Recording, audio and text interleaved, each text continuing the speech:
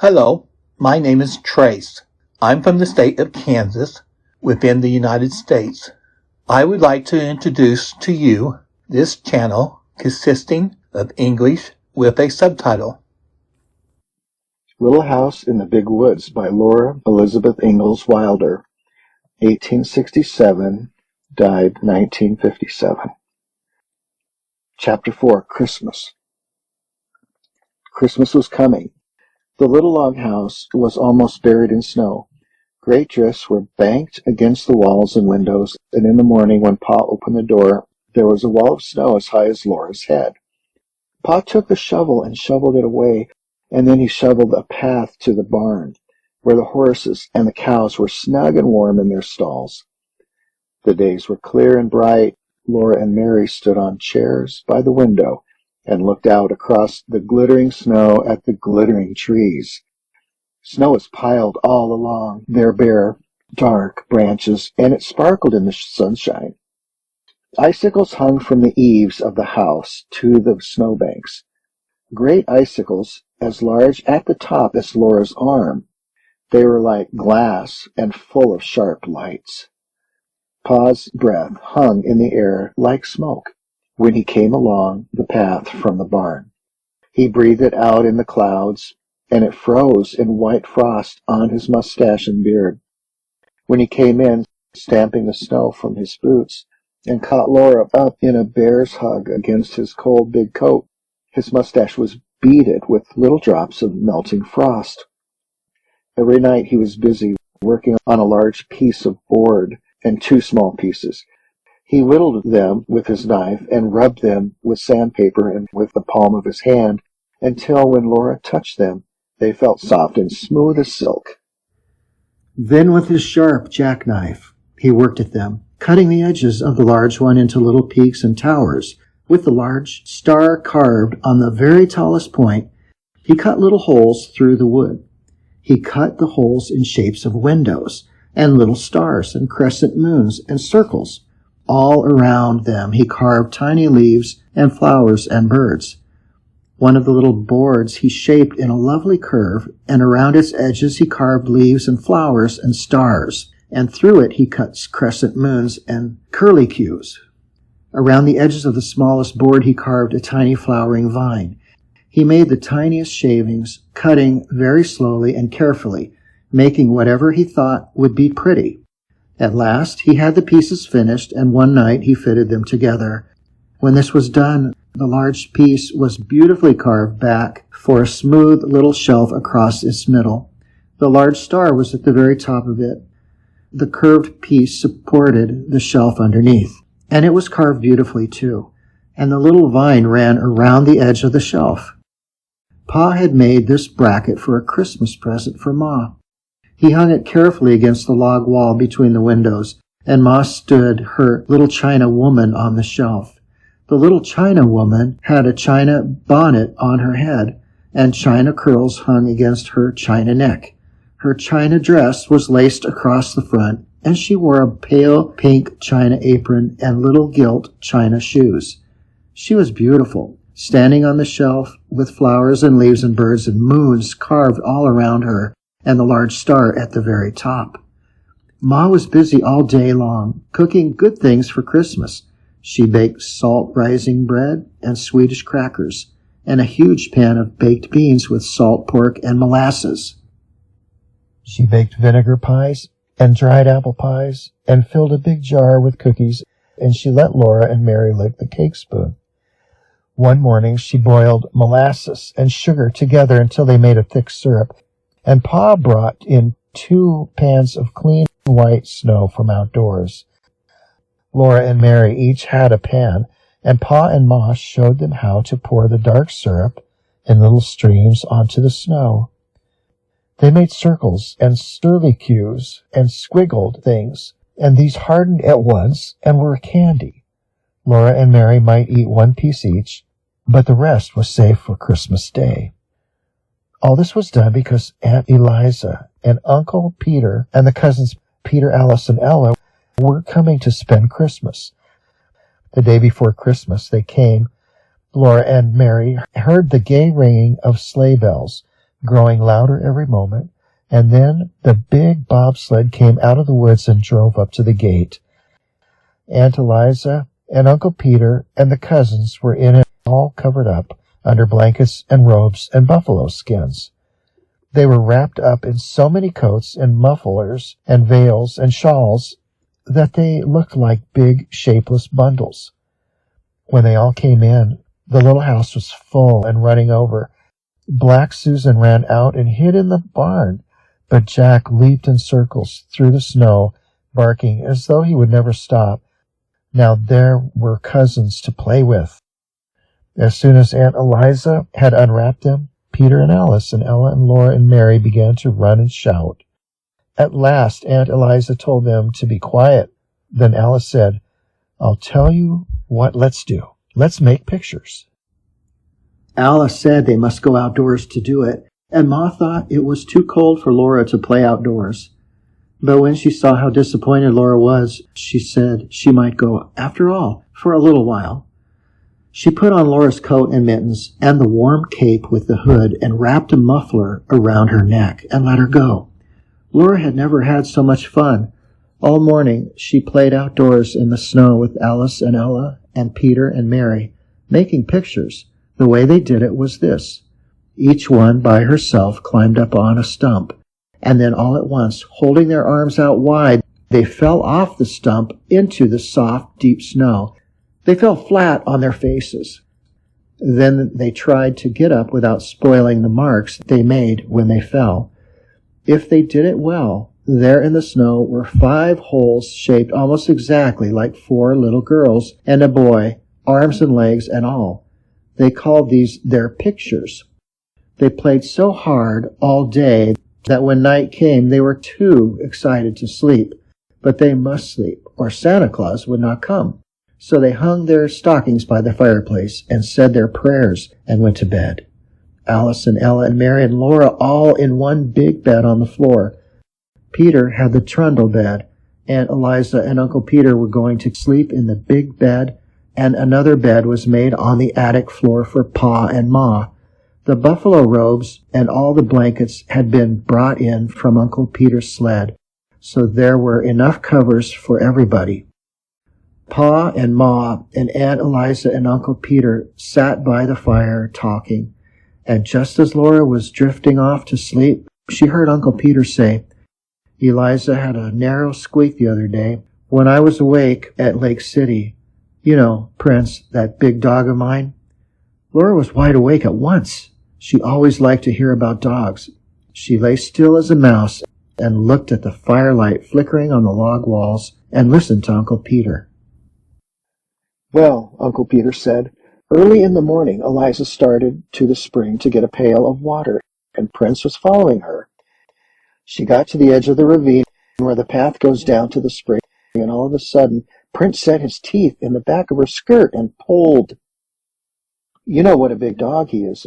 Eliza scolded him, but he wouldn't let go, and he's so big and strong she couldn't get away from him. He kept backing and pulling until he tore a piece out of her skirt. "It was my blueprint," Aunt Ella said to Ma. "Dear me," Ma said. "He tore a big piece right out of the back of it," Aunt Eliza said. "I was so mad I could have whipped him for it, but he growled at me." "Prince growled at you?" Pa said. "Yes," said Aunt Eliza. So then she started on again toward the spring. Uncle Peter went on, but Prince jumped into the path ahead of her and snarled at her.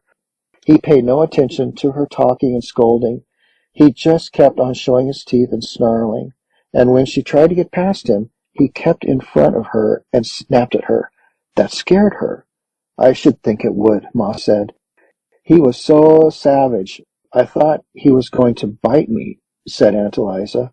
"I believe he would have." "I never heard of such a thing," said Ma. "What on earth did you do?" "I turned right around and ran into the house where the children were and slammed the door," Aunt Eliza answered.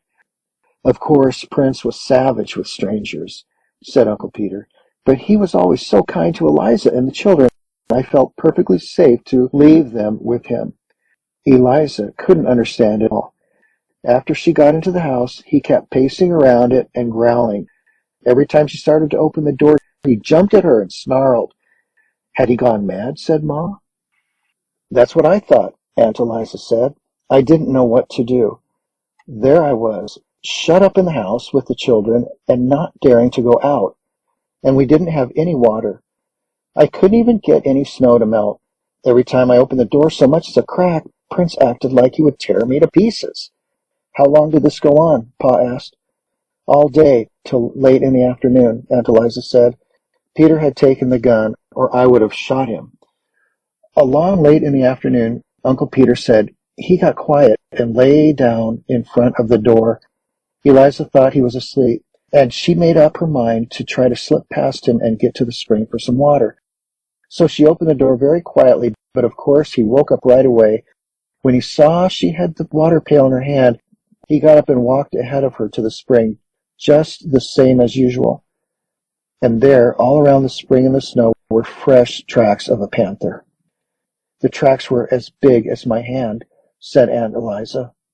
Yes, Uncle Peter said. He was a big fellow. His tracks were the biggest I ever saw. He would have got Eliza for sure if Prince had let her go to the spring in the morning. I saw the tracks. He had been lying up in that big oak over the spring, waiting for some animal to come there for water. Undoubtedly, he would have dropped down on her. Night was coming on when she saw the tracks, and she didn't waste any time getting back to the house with her pail of water. Prince followed close behind her, looking back into the ravine now and then. I took him into the house with me, Aunt Eliza said, and we all stayed inside till Peter came home. Did you get him? Pa asked Uncle Peter. No, Uncle Peter said. I took my gun and hunted all around the place, but I couldn't find him. I saw some more of his tracks. He'd gone on north, further into the big woods. Alice and Ella and Mary were all wide awake now, and Laura put her head under the covers and whispered to Alice, My, weren't you scared? Alice whispered back that she was scared, but Ella was scareder, and Ella whispered that she wasn't either any such thing. Well, anyway, you made more fuss about being thirsty, Alice whispered. They lay there whispering about it till Ma said, Charles, those children never will get to sleep unless you play for them. So Pa got his fiddle. The room was still and warm and full of firelight. Ma's shadow and Aunt Eliza's and Uncle Peter's were big and quivering on the walls in the flickering firelight, and Pa's fiddle sang merrily to itself. It sang Money Musk and The Red Heifer, The Devil's Dream, and Arkansas Traveler, and Laura went to sleep while Pa and the fiddle were both softly singing, My darling Nellie Gray, they have taken you away, and I'll never see my darling any more. In the morning they all woke up almost at the same moment. They looked at their stockings, and something was in them.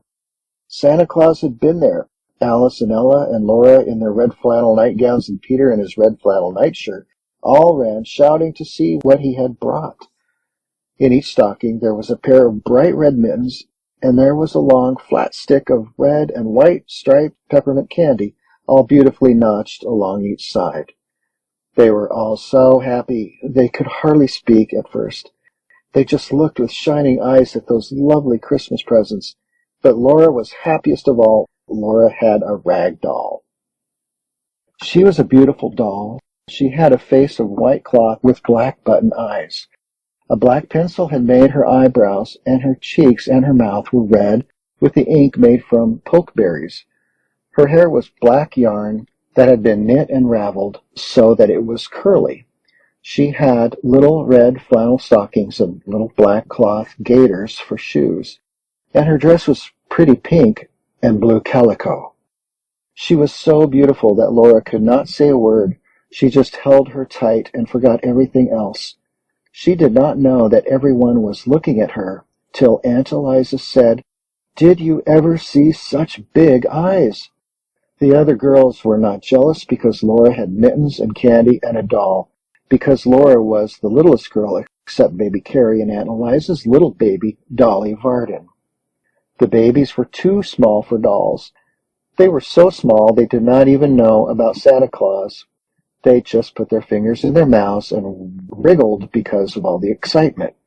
Laura sat down on the edge of the bed and held her doll. She loved her red mittens and she loved the candy, but she loved her doll best of all. She named her Charlotte.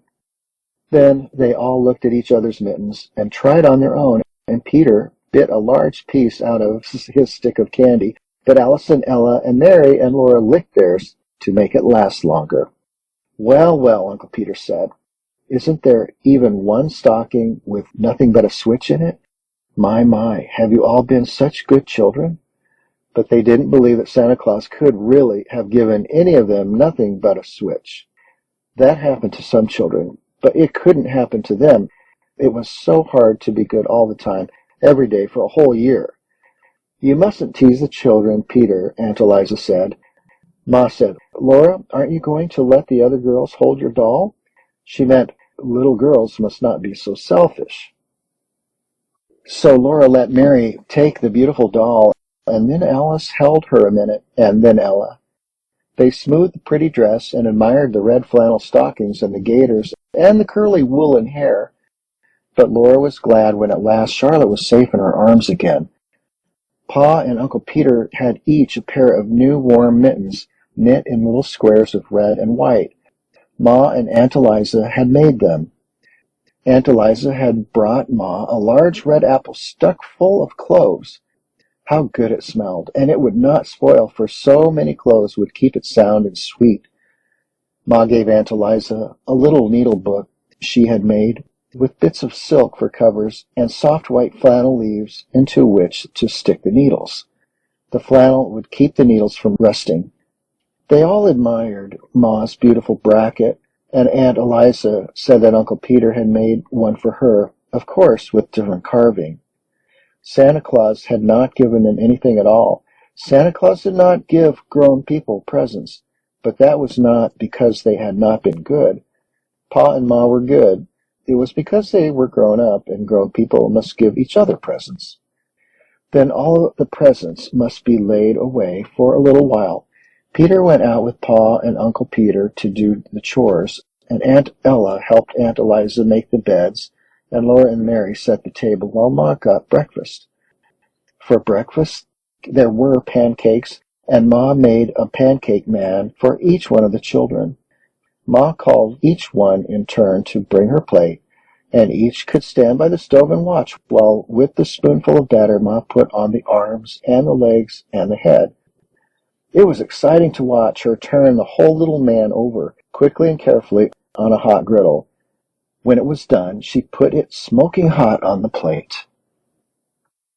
Peter ate the head off his man right away. But Alice and Ella and Mary and Laura ate theirs slowly in little bits, first the arms and legs, and then the middle, saving the head for the last. Today the weather was so cold that they could not play outdoors, but there were the new mittens to admire, and the candy to lick. And they all sat on the floor together and looked at the pictures in the Bible, and pictures of all kinds of animals and birds in Pa's big green book. Laura kept Charlotte in her arms the whole time. Then there was the Christmas dinner. Alice and Ella and Peter and Mary and Laura did not say a word at the table, for they knew that children should be seen and not heard. But they did not need to ask for second helpings. Ma and Aunt Eliza kept their plates full and let them eat all the good things they could hold. Christmas comes but once a year, said Aunt Eliza.